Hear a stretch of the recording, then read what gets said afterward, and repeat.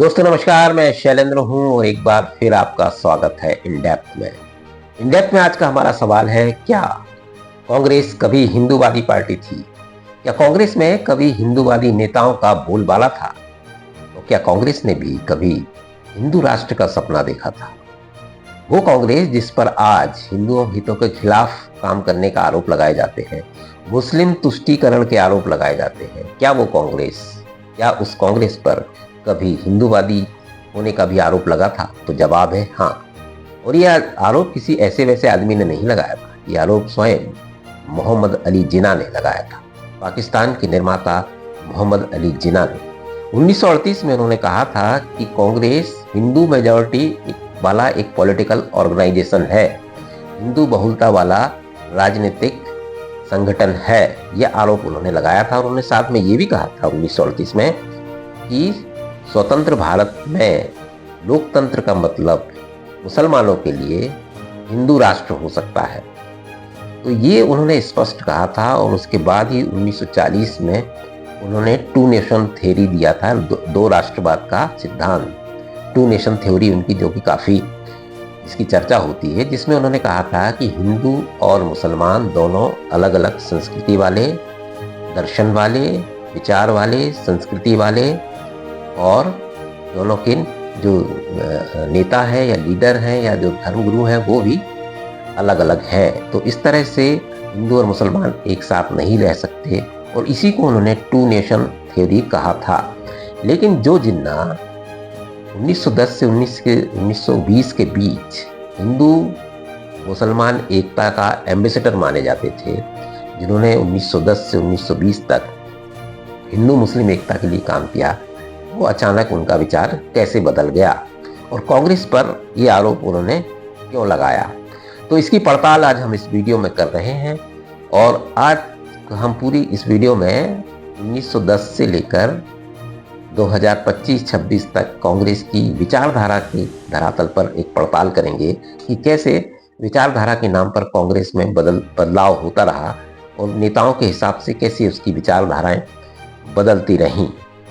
कांग्रेस की स्थापना 1885 में हमने की। तब इसका मकसद जो था वो मकसद था कि भारतीयों के हक की लड़ाई या भारतीयों का पक्ष रखना, भारतीयों के प्रतिनिधित्व तलाशना अंग्रेजी शासनकाल में। तो ये उसका मकसद था। और इसमें जो सुरेंद्रनाथ बनर्जी और इसके जो शुरुआत लीडर थे, दादा भाई नौरोजी, सुरेंद्रनाथ बनर्जी, गोपाल कृष्ण गोखले, ये उदारवादी और एक राष्ट्रवाद के तौर पर काम करने वाले नेता थे, भारतीयों के हक के लिए लड़ने वाले नेता थे। तो इस तरह से इस ऑर्गेनाइजेशन का उदय हुआ और इसमें धीरे धीरे नेता जुड़ते गए। इसमें जो लीडर थे, फिर जो प्रोमिनेंट लीडर थे, उनमें मदन मोहन मालवीय, बाल गंगाधर तिलक, लाला लाजपत राय, बिपिन चंद्रपाल, अरविंद घोष, ये लीडर हुए। और ये चारों पांचों लीडर कहीं ना कहीं हिंदू सांस्कृतिक राष्ट्रवाद से प्रेरित थे, इनकी जो विचारधारा थी। और इसमें से मदन मोहन मालवीय और लाला लाजपत राय तो हिंदू महासभा में भी रहे एक साथ, कांग्रेस और हिंदू महासभा में एक साथ रहे 1910 से 1920 का अगर हम इतिहास देखें कांग्रेस का, तो हिंदू महासभा और कांग्रेस में बहुत ज़्यादा अंतर था नहीं। मदन मोहन मालवीय की बात करें तो वो काफ़ी हिंदू संस्कृति की बात करते थे, राष्ट्रवाद की बात करते थे, हिंदू राष्ट्र सांस्कृतिक राष्ट्रवाद जो आज बीजेपी का नारा है उसकी बात करते थे। फिर बाल गंगाधर तिलक को देखें तो उन्होंने स्वयं गणेश उत्सव जैसे अभियान चलाए, जो सीधे सीधे धर्म से जुड़े हुए थे और उससे राष्ट्रवाद को जोड़ने की कोशिश की।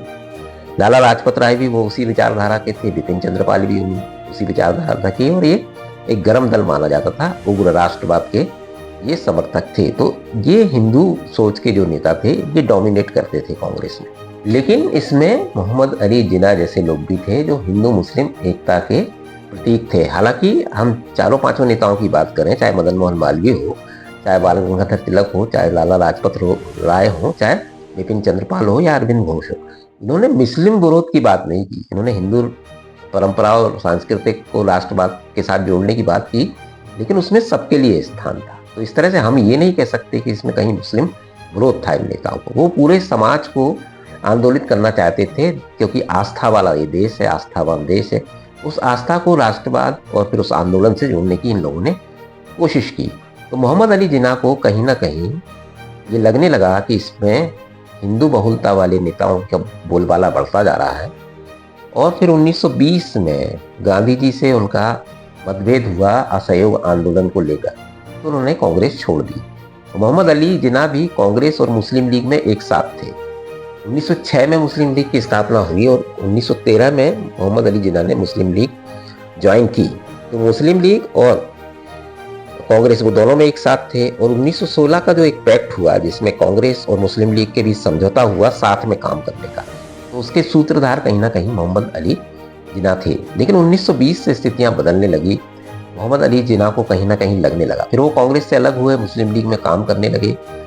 फिर हम पीरियड देखते हैं 1920 से 1930। 1930 तक आते आते जिन्ना के स्वरूप बदलने लगे थे, और जब फिर इलेक्शंस हुए विधान परिषदों के, और जिस तरह से कांग्रेस हर राज्य में मेजॉरिटी में आने लगी, खासतौर से 1935 में जब गवर्नमेंट ऑफ इंडिया एक्ट आया और उसके बाद इलेक्शन हुए 1937 में, तो ज्यादातर विधान परिषदों में कांग्रेस की मेजॉरिटी आई। तब जिन्ना को डर लगा कि मुसलमानों का हक मारा जाएगा, क्योंकि मेजॉरिटी में कांग्रेस है और कांग्रेस में हिंदूवादी नेताओं का, कह लीजिए हिंदू नेताओं का बोलबाला है। तब उनके विचार पूरी तरह से बदलना शुरू हुए, और नतीजा 1940 में लाहौर में उन्होंने जो भाषण दिया उसमें 2 नेशन थ्योरी वाली बात की, जो मैंने आपको पहले बताया कि और हिंदू और मुसलमान एक देश में नहीं रह सकते। उनका ये विचार था, क्योंकि ये संस्कृति से अलग हैं, इनके दर्शन अलग हैं, इनके नेता अलग हैं, तो इस तरह से उन्होंने 2 राष्ट्रवाद की थ्योरी दी, और 1940 में इस तरह से पूरी तरह जिन्ना पाकिस्तान की मांग पर अड़ गए।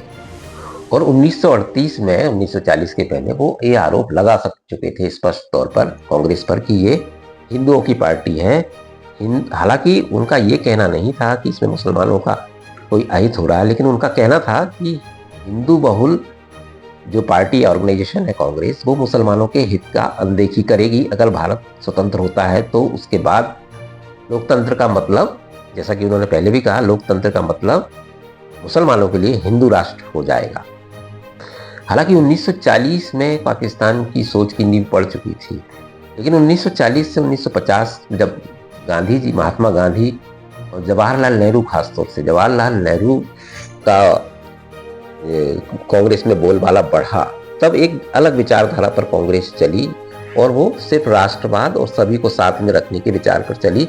और हिंदू जो विचारधारा के नेता थे, जो हिंदू संस्कृति को देश में राष्ट्रवाद से जोड़ना चाहते थे, उनका वर्चस्व थोड़ा कम हुआ, और इसमें समाजवाद की अवधारणा आ गई साथ में, क्योंकि सुभाष चंद्र बोस भी उसी समाजवाद के समर्थक थे जिसके नेहरू जी थे, और गांधी जी व्यक्तिगत तौर पर हिंदू परंपराओं को के कट्टर समर्थक थे, लेकिन सार्वजनिक जीवन में वो भी कहीं ना कहीं समाजवाद के पक्ष में नजर आते हैं। तो ये 3 नेताएं, सुभाष चंद्र बोस, जवाहरलाल नेहरू और महात्मा गांधी, 1940 से 1950 के बीच इसमें समाजवाद और एक धर्मनिरपेक्षता का शुरुआती संकेत मिलता है। तो इस तरह से कांग्रेस 1940 से बदलना शुरू हुई, लेकिन 1947 में देश का बंटवारा हो गया। देश स्वतंत्र होने के बाद महात्मा गांधी की हत्या हुई, तब जो हिंदूवादी नेता थे या जैसे आरएसएस या दूसरे ऑर्गेनाइजेशन थे, वो काफी डिफेम हुए, क्योंकि महात्मा गांधी की हत्या में जब इनका नाम जुड़ा तो हिंदूवादी सारे दल है वो आम जनता की नजरों से गिरे और कहीं ना कहीं वो पीछे चले गए। और फिर जवाहरलाल नेहरू की जो सोच थी पूरे देश पर एक तरह से हावी हुई, धर्मनिरपेक्षता, समाजवाद और सबको साथ में लेकर चलने की जो बात थी, और हिंदूवादी पार्टियां कहीं ना कहीं पीछे चली गईं। तो इस तरह से 1950 से फिर 1965-70 तक एक तरह से जवाहरलाल नेहरू के विचारों का, प्रोग्रेसिव विचारों का पूरे तरह से कांग्रेस में उसमें बोलबाला हो गया कि विकास, बड़े बड़े निर्माण, औद्योगिकीकरण, इस विचार से कांग्रेस पूरी तरह प्रेरित हो गई, और 1965 तक जवाहरलाल नेहरू का ये बोलबाला रहा। 1965 से फिर जब गांधी जी की हत्या का जो एक लांछन था वो कहीं ना कहीं धीमा पड़ा, और फिर आरएसएस ने लीड लेना शुरू की, और उसके बाद फिर एक बार हिंदू जो विचार है उसको पनपने का मौका मिला। फिर जनसंघ बना, फिर बीजेपी बनी, और बीजेपी बनने के बाद फिर मंदिर आंदोलन हुआ। लेकिन इस पूरे बीच में कांग्रेस एक समाजवाद धर्मनिरपेक्ष पार्टी के तौर पर चलती रही, और लेकिन उस पर आरोप फिर लगने लगे मुस्लिम तुष्टीकरण के। अगर हम देखें 1980 और 90-95 तक इंदिरा गांधी की हत्या और उसके बाद बीजेपी का उदय, और इस बीच इन 15 सालों में कांग्रेस ने कहीं ना कहीं एक अपनी विचारधारा खो दी, वो कंफ्यूज हो गई, और उसके आइडेंटिटी क्राइस या कह लीजिए कि आइडियोलॉजी क्राइस यानी विचारधारा का संकट कांग्रेस में पैदा हुआ। और उसके बाद उसको समझ में नहीं आया कि किस दिशा में जाना है। कभी वो कुछ नजर आते रहे, कभी वो कुछ नजर आते रहे, और ये क्राइसिस अभी तक कांग्रेस में दिखती है। और बीजेपी ने इसका भरपूर फायदा उठाया। हिंदू राष्ट्रवाद, हिंदू सांस्कृतिक राष्ट्रवाद का नारा देकर बीजेपी पूरी तरह मजबूत हो गई राजनीति में। तो कांग्रेस आज भी ये तय नहीं कर पाती है कि आखिर उसकी विचारधारा क्या है। हालांकि इसको कहा जा सकता है कि कोई विचारधारा वाली पार्टी नहीं है, कई विचारधाराओं का मंच कांग्रेस को आप कह सकते हैं। तो ये उसको स्पष्ट करना होगा अगर वर्तमान में उसको उभरना है, अपने स्वर्णिम दिन लौटाने हैं, तो कांग्रेस को इस दिशा में बढ़ना होगा। तो इस वीडियो में फिलहाल इतना ही, दीजिए इजाजत, नमस्कार।